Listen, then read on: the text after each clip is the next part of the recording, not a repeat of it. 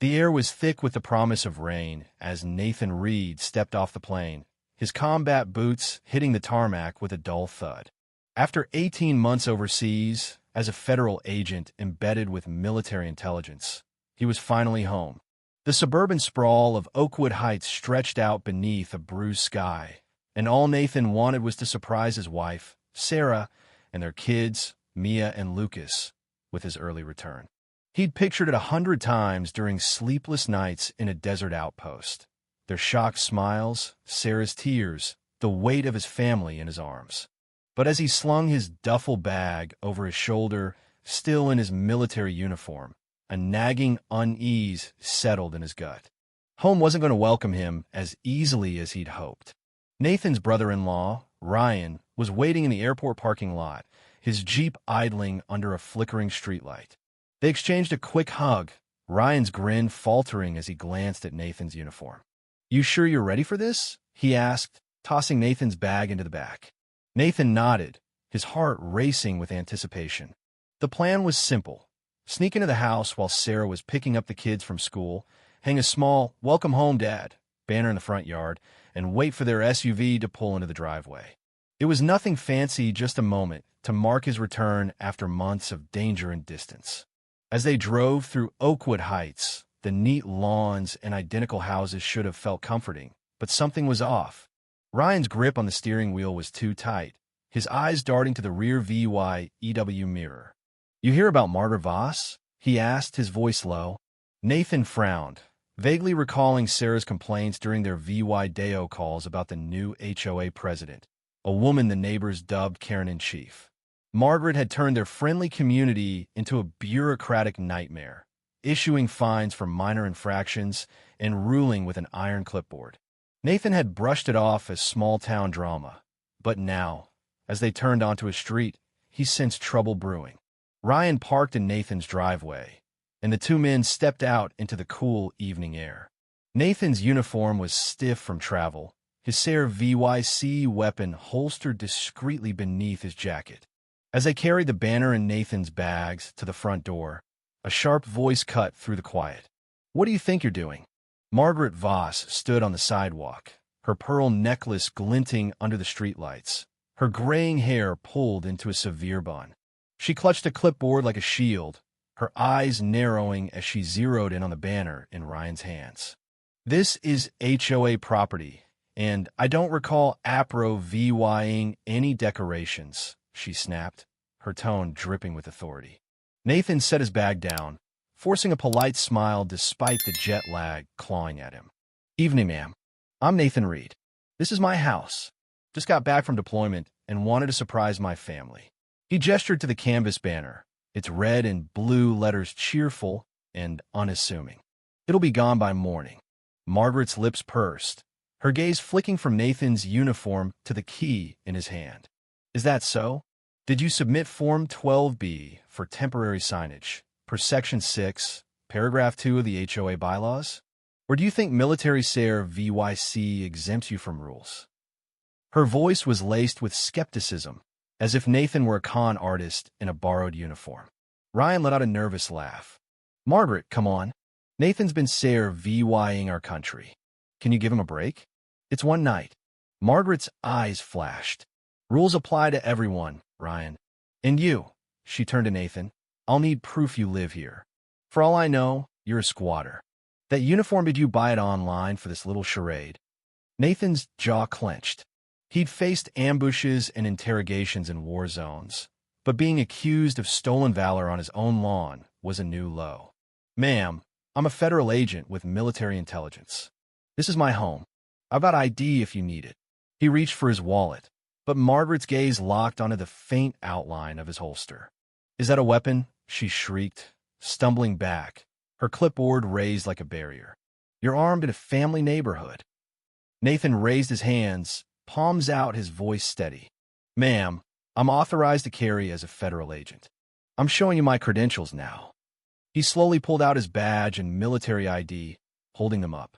But Margaret was already on her phone, dialing 911 with trembling fingers, her voice quivering with exaggerated fear. "There's an armed man on HOA property, claiming to be military. He's threatening me. Ryan stepped forward, his voice desperate. Margaret, stop. Nathan's legit. My sister's been waiting for him to come home.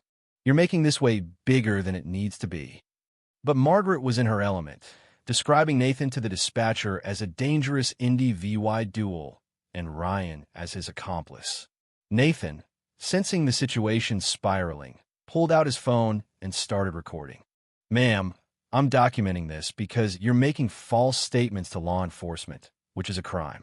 I've identified myself and shown my credentials. Margaret's face flushed red. Stop recording me.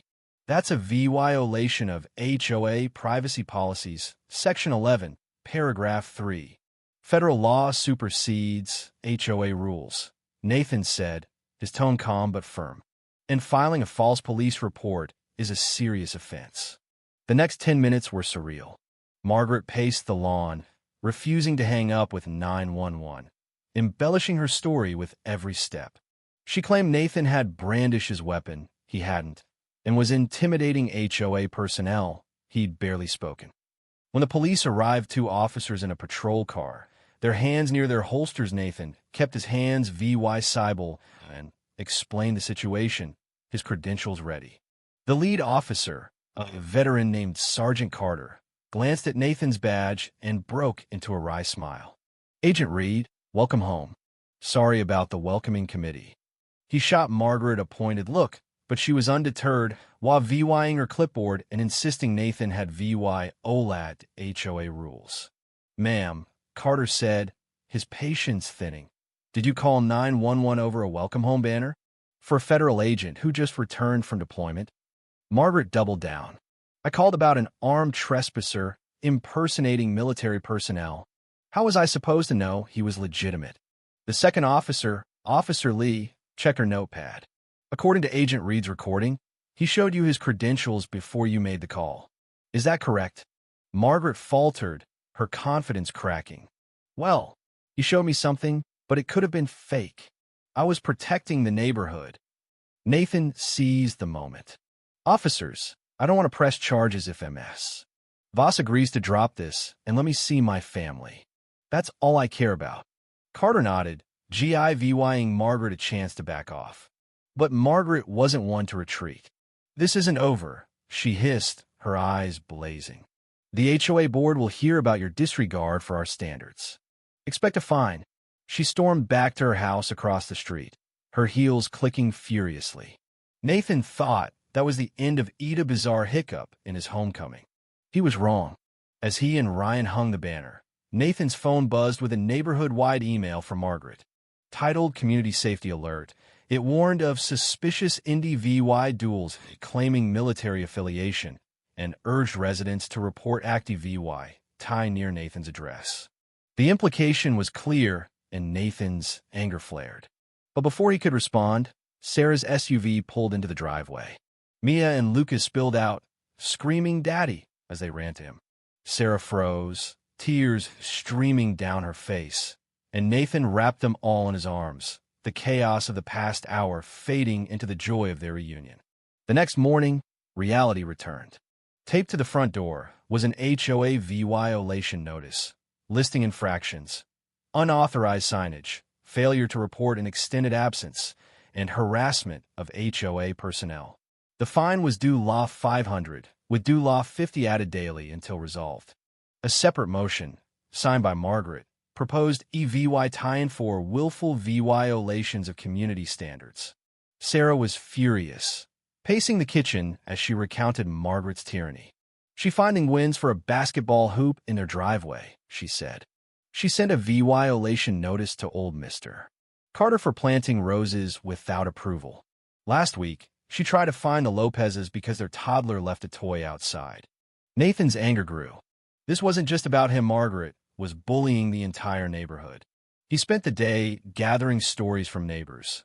A widow fined for a slightly overgrown lawn, a family penalized for a non-compliant mailbox, a veteran cited for parking his motorcycle in his own driveway.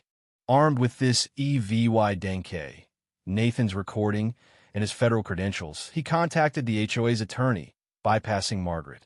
He outlined her harassment, false police report, and abuse of power, hinting that her actions could invite legal scrutiny.